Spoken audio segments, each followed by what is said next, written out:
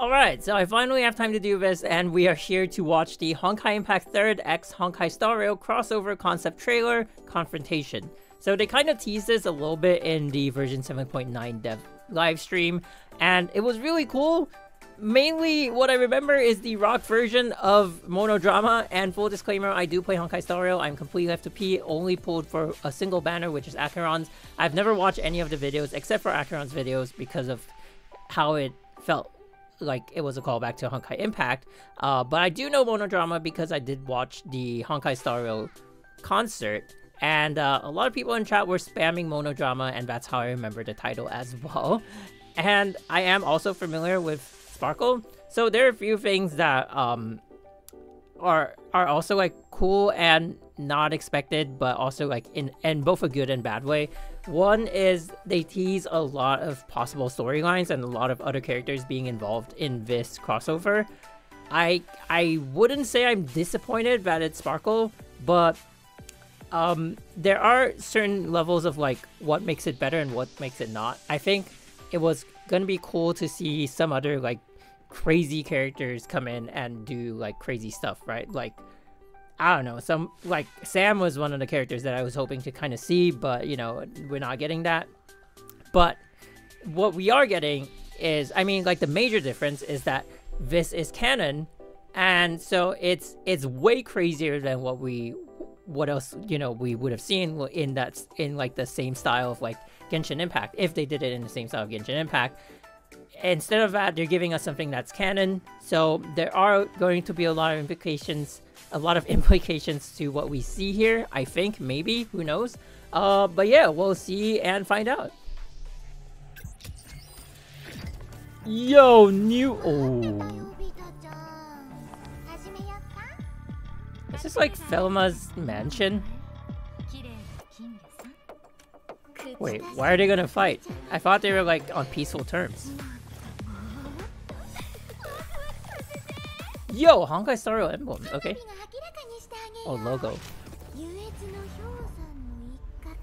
Oh, yo! This looks like... Wait, why does it feel like the Outer Rim from Zenless Zone Zero? Okay. However. Sorry, I'm just gonna pause it for a little bit. I think this kind of, like, if you've played Zenless Zone Zero recently, you might feel like it's the Outer Rim, but I think it is the Salt Lake City base. They kind of gave us a top-down view during Project Stigma, and this is probably the Salt Lake City base, but it kind of feels like it might be a callback to Zenless Zone Zero. I don't know. But anyway, we're going back into the action.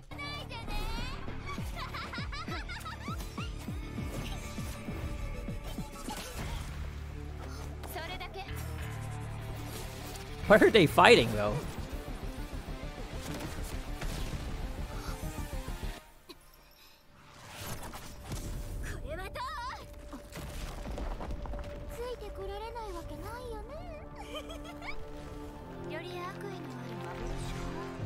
Okay.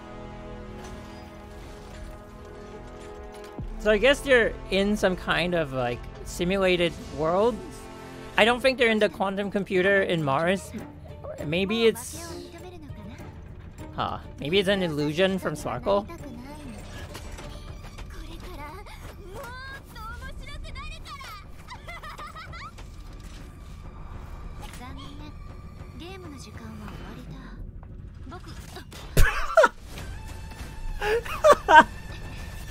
Right through her monologue. Game no jikan wa owari da. If she just gets smacked by a gear.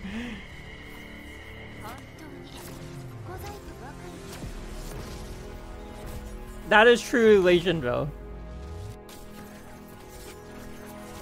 It's just like a random gear just gets thrown at her and she couldn't read it.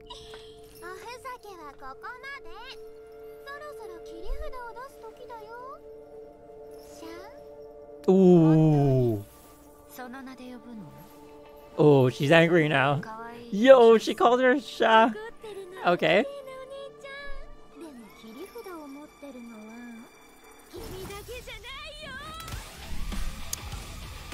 Here we go, rock version! Rock version Monodrama!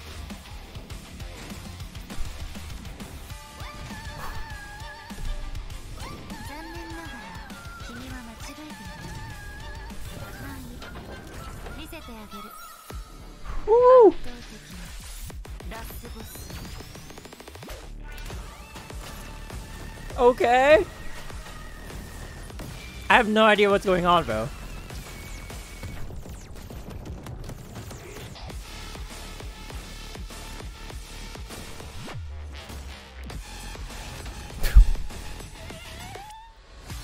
Yo, is she turning back time? No. Oh, I guess it's just like... I feel like that hourglass is something like a HSR. Although the last time she used it, she turned back time with it, so...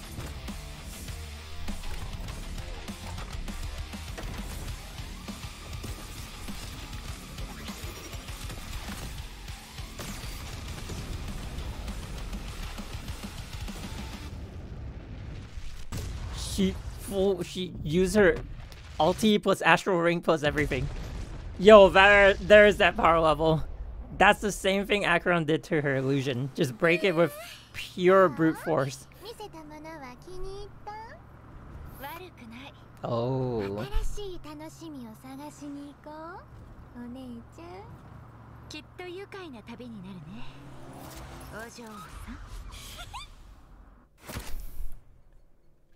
Okay. Whoa. What is this? Is this still the same thing? Oh, it is. I thought it randomly played a different video. Okay. So, I guess from what she said at the end of it, it's just like, she was like, oh, are you satisfied with what I showed you? I guess it's more of like, more of Sparkle kind of, what's the word? Trying to convince Vita to join the Masked Fools. And so that was kind of like a demonstration of like, yo, you know, we're fun, we're powerful, and we can do all sorts of like fun stuff, you know, and go crazy whenever you want to. And so I guess that's Vita being like, okay, sure, I'll join you guys. And yeah, I have seen this weird, I want to say idea that people have of like saying that Vita joining the Masked Fools goes against her character, just because they think like these people, they think like, oh, because the Masked Fools, I guess like Vita was trying to break free from Sha, who or Swa if you play in CN, which is why she hates this name so much. So for people who, if you're like coming from the Honkai Star Rail side of things, because obviously I've been playing Honkai Impact for much longer, basically Vita is like she was made as a proxy for this god being, and that god being's name is Sha in Japanese, or Swa in Mandarin. And so she was kind of like treated very badly, as you would expect, like almost like not even human, and she was trying to break free from it. And basically at the end of the arc, spoiler alert, they kind of defeat Saw and she gets her power.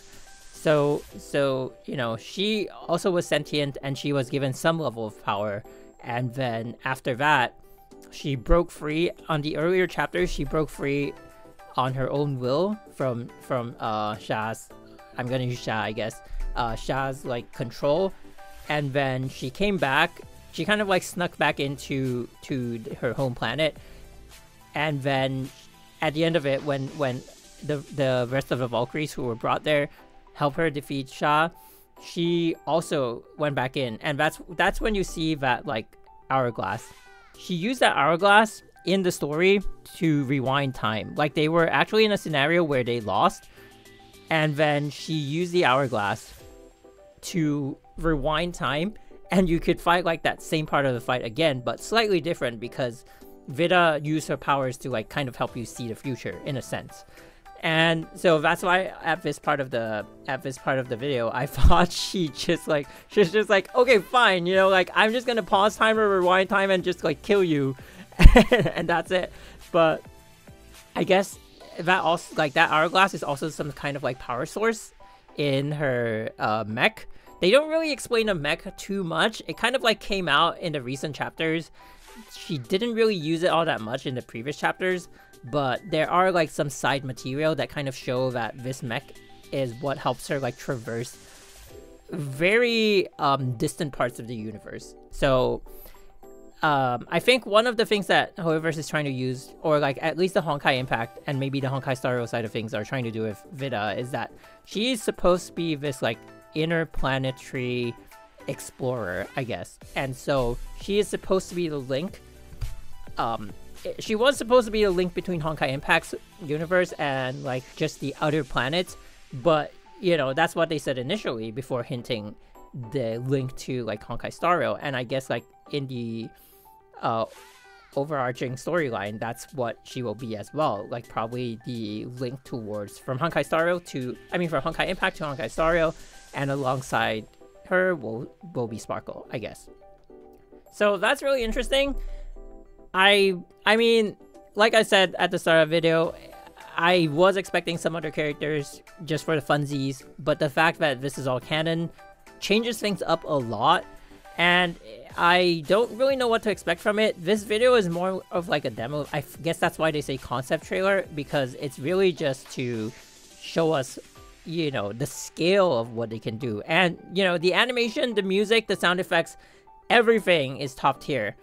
It's insane. I am so excited for this.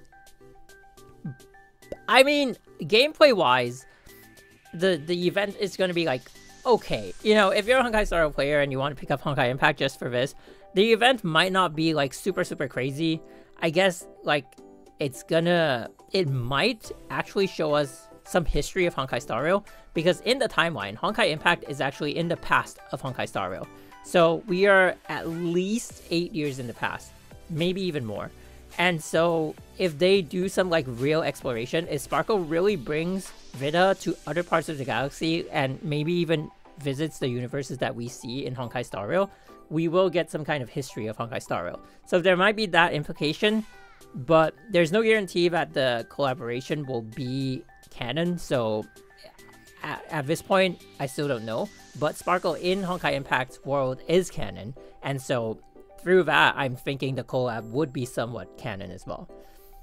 And yeah, I mean, it's really cool, a lot of things they do here. Like, at first glance, this really felt like we were in the Outer Ring. And I think like maybe people would also get that similar vibe if they have played Xenozone Zero recently.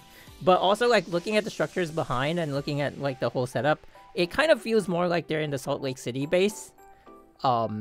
And I think the only thing that shows is that they were, I mean, when we first saw Sparkle meet Vida, they were on the moon. And maybe they just came back to Earth, or maybe this is all part of the illusion, and they are God knows where. So, who knows what's going on? It's the elation, right? It's crazy. But yeah, so I almost forgot why I sidetracked to that history lesson. But, so because Vida has broken free from like the reins of Saw, some people feel like she's out of character because, oh, now she's joining the Masked Fools. But I think a lot of people misunderstand. Like, if you look at the Masked Fools, and even most of the Pathstriders, actually, they do not have to serve the Eon. You know, it's not like the Eon has their thumb on them and they're like, oh, I can't do anything, I can't leave this path.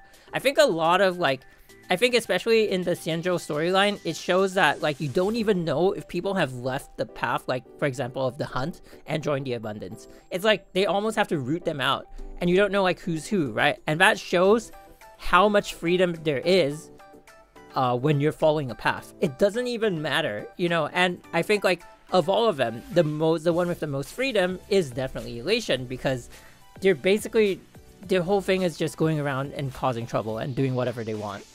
Like what Sparkle is doing here, like what Vida did actually in chapter 5.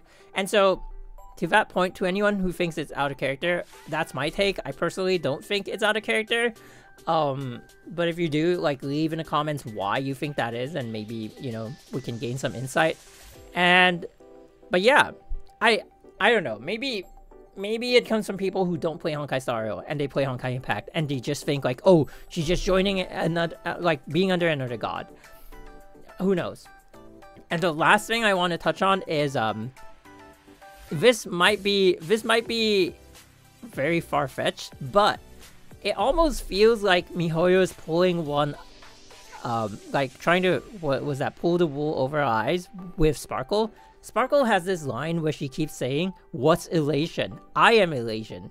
And it almost feels like she might be, and I know this sounds crazy, but she might be the Eon of elation, and you're just hiding it under that line. But similarly, in the past, the Herrscher of the Void, the second Herrscher, has said, "I am the Honkai."